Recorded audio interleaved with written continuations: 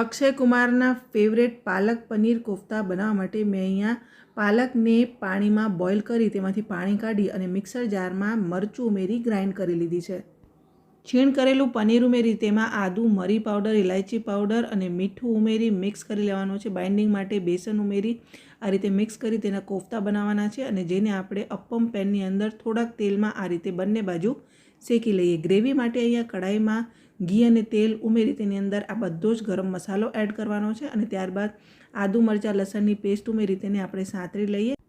કાજુ, બદામ, મગજતરીના બીને પલાળી તેની પેસ્ટ બનાવીને ઉમેરવાની છે અને પછી આ રીતે બધા મસાલા ઉમેરી લેવાના છે અને ત્યારબાદ તેમાં આપણે થોડુંક પાણી ઉમેરી અને આ ગ્રેવીને થોડીવાર માટે ધીમા તાપે થવા દઈએ.